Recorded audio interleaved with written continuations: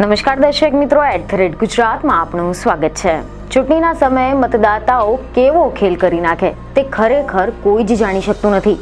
મતદાતાઓ પાસે એટલી તાકાત હોય છે કે તેઓ ફક્ત પોતાના એક મત થકી કોઈ પણ મોટી પાર્ટી કેમ ના હોય, કેટલી પાવરફુલ પાર્ટી કેમ ના હોય, પરંતુ તેઓનો પાવર ઉતારી શકે છે। જેમ કે હાલમાં જ થયેલ જૂનાગઢ જિલ્લાની વિસાવદર વિધાનસભાની બેઠકની જે પેટા ચૂંટણીના પરિણામો જોઈ લો। ક્યાંક ને ક્યાંક ભાજપને આ સીટને લઈને બીક તો હતી જ કે અહીંયા જીત મળશે કે નહીં, પરંતુ કોને ખબર હતી કે આ બેઠક ભાજપ આટલી ભયંકર રીતે હારશે। અને સામેની જીત કોની થઈ? તો આમ આદમી પાર્ટીના ગોપાલ ઇટાલિયાની। હવે અહીંયા વિચારવા જેવી વાત છે કે જૂનાગઢ જિલ્લા ભાજપના પ્રમુખ અને વિસાવદર બેઠકના ઉમેદવાર કિરીટ પટેલને જીતાડવા માટે ખુદ મુખ્યમંત્રી ભૂપેન્દ્ર પટેલ, પ્રદેશ પ્રમુખ CR પાટીલ, ગુજરાત ભાજપના મંત્રીઓ અને વિસાવદર બેઠકના પ્રભારી જયેશ રાદડિયા સહિત અનેક મોટા અને નામચીન રાજનેતાઓએ એડી ચોટીનું જોર લગાવી દીધું, પરંતુ તેમ છતાં પણ ભાજપની કારમી હાર થઈ છે। અને હવે આ પરાજય થતા હારના પાછળનું કારણ જાણવા માટે ભાજપમાં મંથન શરૂ થઈ ગયું છે। જો કે અહીંયા જોવા જેવી વાત એ પણ છે કે અહીંયા બે એવા ગામ છે કે જેને જયેશ રાદડિયા અને કિરીટ પટેલના સસરાના ગામ કહેવાય છે, પરંતુ ત્યાં પણ ભાજપનું આ જ રીતે હારવું એ ખૂબ જ આશ્ચર્યજનક છે। વિસાવદર વિધાનસભાની પેટા ચૂંટણીનું પરિણામ જ્યારથી જાહેર થયું છે ત્યારથી જ તે ફક્ત ગુજરાતમાં જ નહીં પરંતુ દેશભરમાં ચર્ચાનો વિષય બની ગયો છે, કારણ કે એવા અહેવાલો મળી રહ્યા છે કે અહીંયાથી આમ આદમી પાર્ટીના નેતા ગોપાલ ઇટાલિયાએ 17,000 કરતાં પણ વધારે મતોથી જીત મેળવી છે। ગોપાલ ઇટાલિયાએ ભાજપના ઉમેદવાર કિરીટ પટેલને પરાજય આપ્યો છે। એક તરફ તો વિજય થતાની સાથે જ આમ આદમી પાર્ટીની છાવણીમાં ખુશી પ્રસરી ગઈ હતી। વરસતા વરસાદમાં વિજય ઉત્સવની ઉજવણી કરવામાં આવી હતી। ત્યાં જ બીજી તરફ વિસાવદર વિધાનસભા બેઠક પર આમ આદમી પાર્ટીની જીતની સાથે જ ભાજપમાં સોંપો પડી ગયો હતો।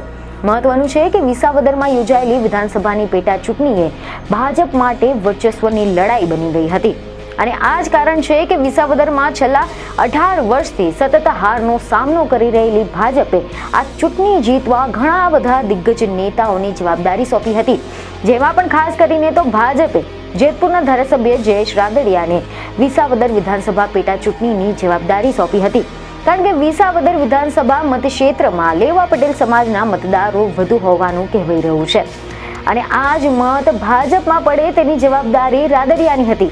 અને વિસાવદર પેટા ચૂંટણીમાં આમ આદમી પાર્ટીના ઉમેદવાર ગોપાલ ઇટાલિયાની જીત બાદ રસપ્રદ માહિતી સામે આવી છે।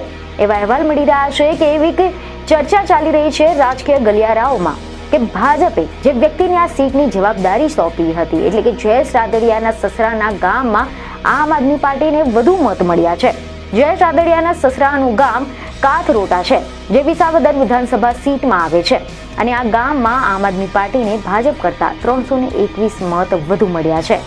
આ સિવાય એવા પણ અહેવાલ મળી રહ્યા છે કે ભાજપના ઉમેદવાર કિરીટ પટેલને તેમના સસરાના ગામ એટલે કે પ્રેમપરામાં આમ આદમી પાર્ટીના ઉમેદવાર ગોપાલ ઇટાલિયા કરતા 56 મતે પાછળ રહી ગયા હતા, એટલે કે ભાજપના ઉમેદવાર કિરીટ પટેલ અને જયેશ રાદડિયાના સસરાના ગામોમાં પણ આમ આદમી પાર્ટીને ભાજપ કરતા વધુ મત મળ્યા છે।